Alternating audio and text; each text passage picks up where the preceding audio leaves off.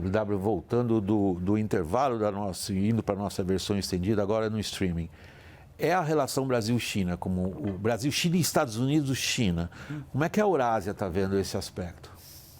Olha, eu acho que o Brasil, quando você tem uma relação bilateral mais difícil com os Estados Unidos, nós temos duas tendências. Uma é continuar a aprofundar a relação, não é, do Brasil com a China de forma pragmática. Achamos relevante também que o Brasil optou por não entrar na Rota da Seda. Até a posição de Itamaraty era que o Brasil não deveria se apequenar a entrar num acordo como esse e dá para poder negociar com a China em termos mais bilaterais. E também o reconhecimento que promessas de investimentos chineses muitas vezes não vêm. Então, tenta aprofundar as relações, mas com um olho bem aberto e reconhecendo as dificuldades, mas tem vantagens comparativas. Mas, ao mesmo tempo, William, eu acho importante a gente reconhecer que também enxergo que o Brasil tende a aprofundar as suas relações com a União Europeia. Vamos lembrar que houve um acordo preliminar da conclusão do acordo entre Mercosul e União Europeia. A relação transatlântica entre os Estados Unidos e a União Europeia foi um dos fatores que também impulsionou a União Europeia a querer fechar esse acordo depois da crise da Rússia e da Ucrânia. Então, achamos que o processo de aprovação desse acordo pode ser concluído na União Europeia até o final desse ano, no Parlamento Europeu e na Comissão Europeia. Aí podemos ter um acordo que pode ser ratificado e aprovado no Congresso Brasileiro em 2026. Então, quando a gente olha uma relação mais difícil com os Estados Unidos, não é que nada de braçado e vai para a China. Acho que o Brasil vai olhar para aprofundar relações com a União Europeia, com a China, e, aliás, isso que nós estamos vendo em outras regiões também. No Sudeste da Ásia, a estratégia de vários países vamos tentar negociar com Trump, mas vamos tentar negociar acordos de livre comércio com a União Europeia e também se aproveitar na relação com a China. Acho que essa é uma tendência global que também devemos ver refletidas aqui no Brasil, que o comércio entre as regiões podem aumentar num contexto de guerra comercial. Os próprios europeus, eu leio na imprensa internacional, sobretudo o Financial Times, já estão dizendo que as conversas entre a Europa e a China, por conta de tudo que está sendo acontecendo, já começaram. Que peso tem a Europa, então, nesse quadro, para o Brasil, Rubens?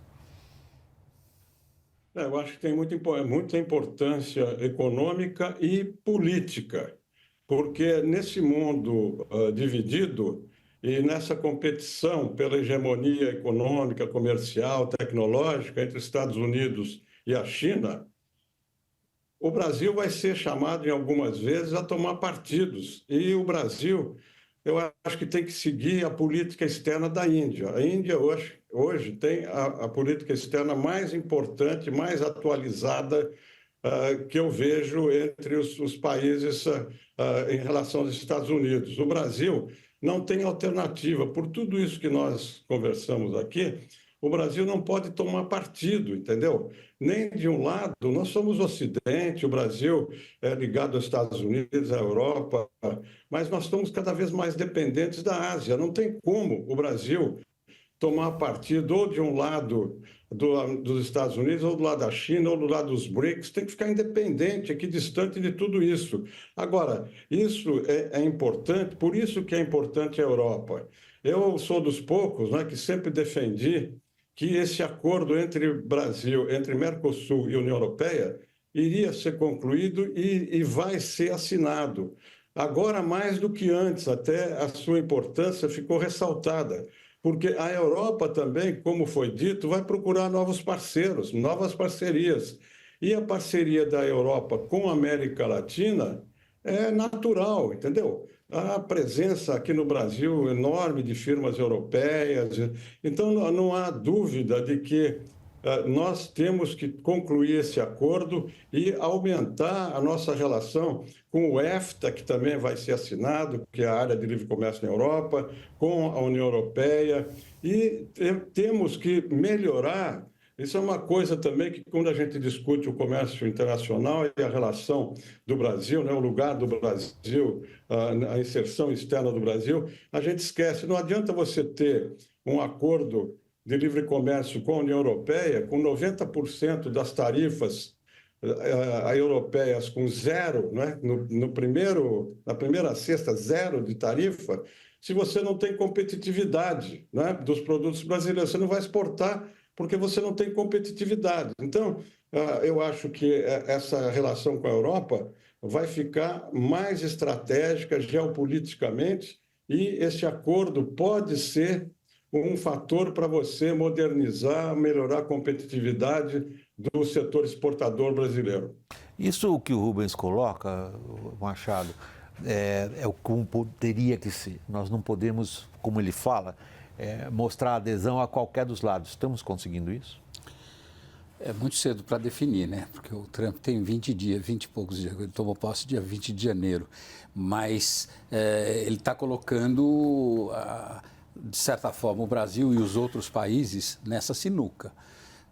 Ele falou, num determinado momento ou noutro, vocês vão ser cobrados a tomar posição. Sim, ele fez essa referência direta. Eles vão nos chamar. Vão nos chamar. Afinal de contas, vocês estão com quem? E aí é que eu quero ver se a gente vai estar preparado para tomar essa decisão. Eu concordo. Quanto mais der para empurrar com a barriga, melhor. Porque hoje nós dependemos muito comercialmente da China, mas temos relações importantes com a Europa, temos relações importantes com os Estados Unidos, temos relações importantes com os outros países do BRICS, que aliás se ampliou consideravelmente agora, e resta ver se a nossa capacidade negocial vai acompanhar essa... O xadrez internacional está mudando muito rápido. Então, essa capacidade, essa adaptação a essa mudança nas regras do jogo, não nas regras, na forma como o jogo é jogado, é o grande ponto que a gente vai ter que acompanhar. Eu gosto de ser historiador, porque o historiador olha o mundo que já foi. O difícil é olhar o mundo que está mudando e fazer projeção, que já não é fácil, já não era fácil, está cada vez mais difícil diante da magnitude das mudanças. Eu volto a um ponto que você sublinhou muito na sua, até aqui agora, a tua mais recente intervenção no programa, Chris, quando você se referiu digamos, aos elementos que complicam algumas questões estruturais que estão dadas. Questão estrutural que está dada aí, o Rubens acabou de descrever, assim como o Luiz Alberto Machado também. A gente pertence a um mundo e depende de outro, nós estamos entre esses dois mundos. Mas aí eu volto ao seu ponto, que tinha muito a ver com a visão de mundo dos que estão tomando decisão em Washington, como o Rubens se referiu também ao Marco Rubio no Departamento de Estado. É uma visão de mundo em relação à América Latina muito, digamos, focada num determinado problema político. Agora, quando a gente olha para o Brasil entre esses dois grandes polos, e você olha a visão de mundo de quem toma decisões políticas em Brasília, que conclusões você chega? Olha, eu diria duas camadas. Se a gente olha a posição estratégica brasileira do governo atual, é de fazer negócios com todos os lados. Acho que estão seguindo a tradição da diplomacia brasileira de querer aprofundar relações com a China. O presidente Lula perseguiu pessoalmente o acordo de livre comércio entre o Mercosul e a União Europeia. Crédito tem que ser dado nesse sentido e tem mantido uma relação construtiva com os Estados Unidos. Eu acho que essa linha como um todo tende a se manter. É claro que nós temos um governo do presidente Lula com um pouco mais de suspeitas com relação aos Estados Unidos e nós temos uma relação bilateral que vai ser bem difícil politicamente por todas as razões que a gente já listou.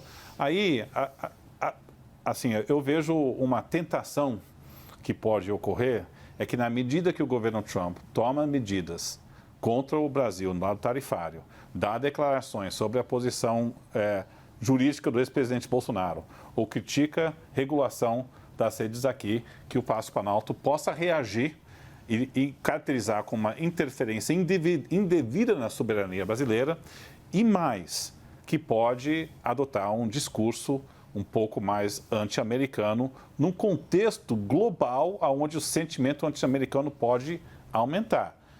Vejamos o que está acontecendo no Canadá e no México, no Canadá. E na Europa. E na Europa. No Canadá, assim, em jogos de hóquei e basquete, estão vaiando o hino americano. A aprovação popular da presidente do México, Claudia Sheinbaum, subiu de 73% para 81% nesse sentimento anti-americano. Então, está tendo um movimento de os Estados Unidos está agindo da lei do mais forte, está sendo um bully com todos os países e talvez lideranças estejam tentadas de se contrapor a esse movimento dos Estados Unidos que nós não vamos ceder a essa pressão desproporcional. O discurso do presidente Lula começou a entrar um pouquinho nessa seara. Então, você pode ter uma contradição entre, talvez, um desejo de lideranças políticas querendo surfar uma onda anti-americana, que eu não vejo que é muito forte no Brasil, eu não vejo isso. Canadá e México são outros jogos, mas que você adote uma retórica política um pouco mais antagônica aos Estados Unidos do que a boa diplomacia estratégica ditaria que a gente discutiu aqui. Então, vai ser um equilíbrio delicado para a diplomacia brasileira de um lado e a postura do presidente Lula do outro. Inclusive para os setores da direita brasileira, que se identificam fortemente com esse presidente Jair Bolsonaro, se nós entrarmos numa situação na qual claramente Trump causa danos ao Brasil, essa direita identificada com o presidente Jair Bolsonaro, por sua vez, tão identificado com Trump, fica em que situação? Eu posso lhe relatar que eu já tenho escutado em Brasília que existe um diagnóstico no Palácio Planalto que a oposição brasileira está numa situação mais difícil se de fato o governo Trump toma essas medidas. Eles estão vendo essa situação desconfortável que possa emergir lá, corretamente ou incorretamente. Essa leitura já está sendo feita. Rubens, voltando à questão que você havia colocado um pouquinho lá atrás e que continua presente aqui. Invertendo um pouco a pergunta, o que você antecipa que a China fará em relação ao Brasil? Eu acho que vai depender da relação com os Estados Unidos, né? Se sair esse acordo comercial, eu acho que pode haver consequências econômicas em relação ao Brasil. Normalmente, eu acho que não vai acontecer isso e a relação do Brasil com a China vai se ampliar, porque a exportação nossa de produtos agrícolas para a Ásia e para a China vai se ampliar nos próximos anos. E, do ponto de vista do Brasil, em relação à China, o grande risco é haver uma guerra comercial. Esse que é o grande risco para o Brasil. Mas eu não acho que a China vá diminuir o intercâmbio comercial com o Brasil, os investimentos aqui no Brasil. Ao contrário, eu acho que depois da visita do Xi Jinping aqui, com o Lula e o acordo que eles assinaram, né, sobre a questão da infraestrutura aqui na região e construção de meios ferroviários, rodoviários, até aquaviários também, para se chegar ao porto lá do Peru, o Porto de Xangai, eu acho que é importante, eu acho que vai ter continuidade nisso. Agora, no caso do Brasil, voltando um pouco à questão dos Estados Unidos, o Brasil, para os Estados Unidos, é muito diferente, evidentemente, do que é o que representa o México e o Canadá, os países europeus. Mas o Brasil é fornecedor importante de produtos minerais e petróleo. Então, quer dizer, essas retaliações eventuais contra o Brasil, eu acho que vão ser bem medidas. Eu acho que o risco para o Brasil o Marco Rubio impor, via OEA, algumas sanções por causa da situação política aqui, essa questão da liberdade de expressão, como eu mencionei, essa comissão da OEA que esteve aqui. Então, eu acho que é por aí. Mas, em relação à China, eu não vejo dificuldades do Brasil de manter o relacionamento crescente econômico-comercial, não político, porque a China, como eu disse, ela respeita a área de influência americana aqui na região.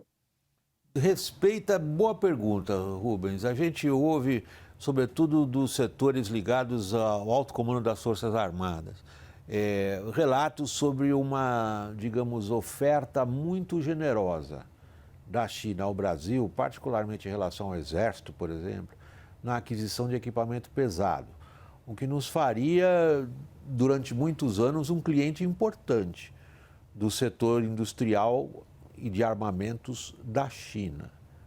E aí, o que nós vamos fazer? Volto àquela minha colocação anterior.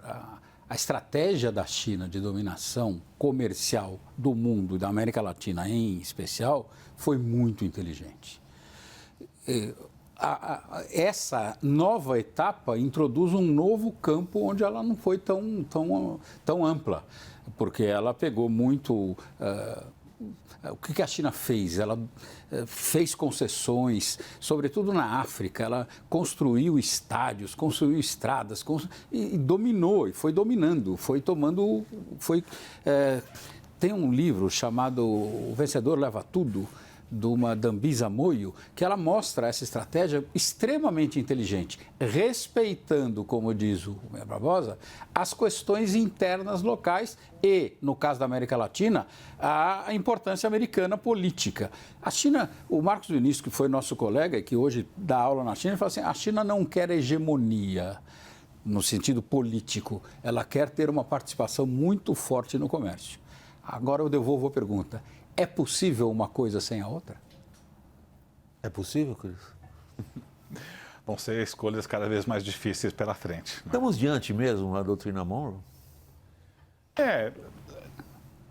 Eu diria que a retórica se aparenta como tal, mas se a gente olha as estratégias e os focos da política americana estão mais voltados para a Ásia de um lado e também uma crise no central da Europa do outro. Então, nós temos o Marco Rubio, que é senador da Flórida, que conhece a América Latina muito bem. Nós temos um grande foco sobre imigração na América Central. Só me corrige, eu acho que ele é o primeiro secretário de Estado que eu me lembro que fala espanhol fluentemente. Não, ou eu estou enganado, hein, Rubens? Você lembra de algum outro secretário de Estado americano que falasse espanhol como o Rubio fala? Não, né?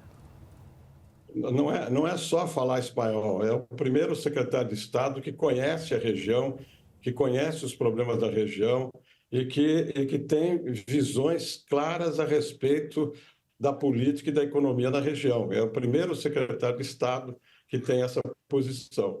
Eu interrompi você, agora, continua, Cris. Deixa só o Cris concluir e eu passo para você. Não, mas eu diria, e mais, que a política externa americana agora está refém de um grupo de políticos do sul da Flórida, não só Marco Rubio, você pega o Mike Waltz, você pega todo o entorno, Clever Clarone, então o grupo da Flórida, né, que conhece a América Latina muito bem, estão formulando política externa americana.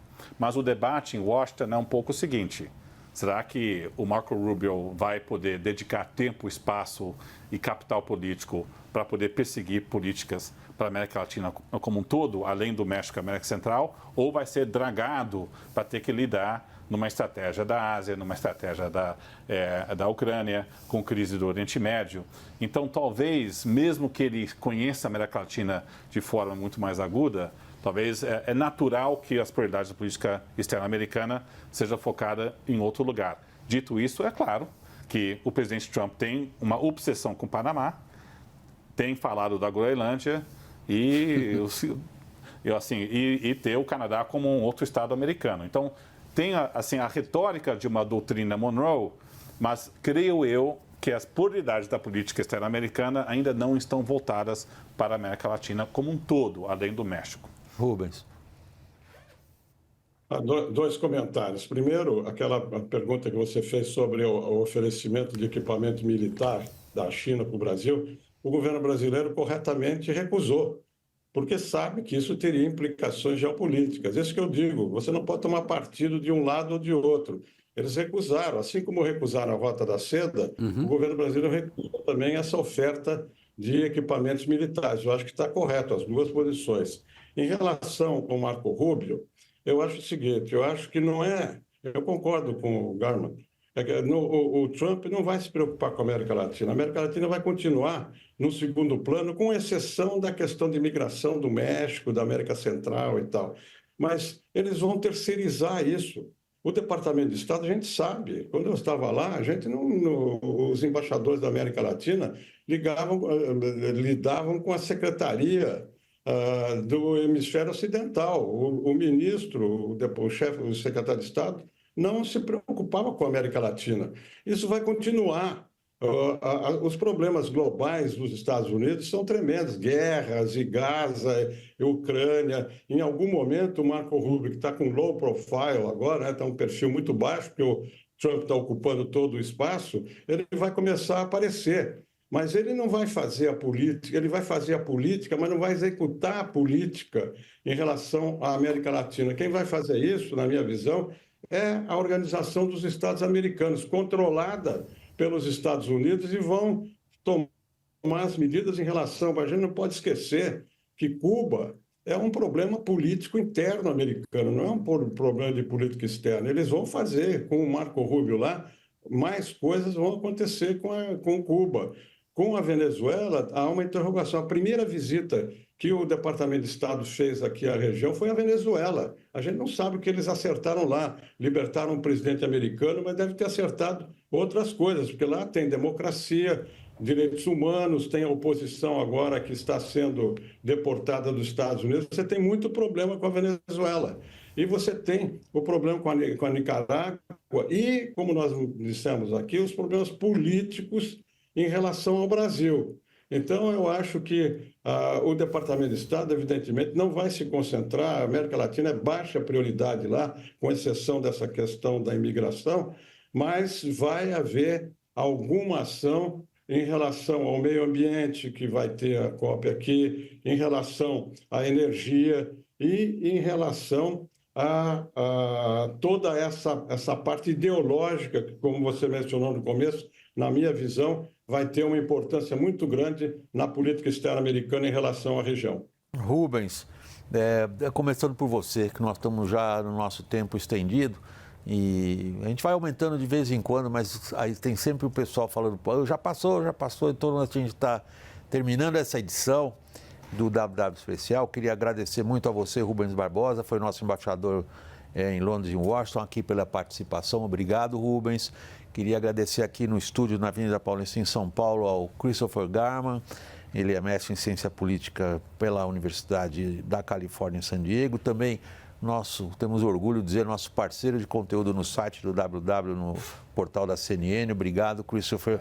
Muito obrigado, Luiz Alberto Machado, economista, consultor da Fundação Espaço Democrático, diretor lá da FAAP. Meu agradecimento especial é a você que nos acompanha. Até a próxima, pessoal.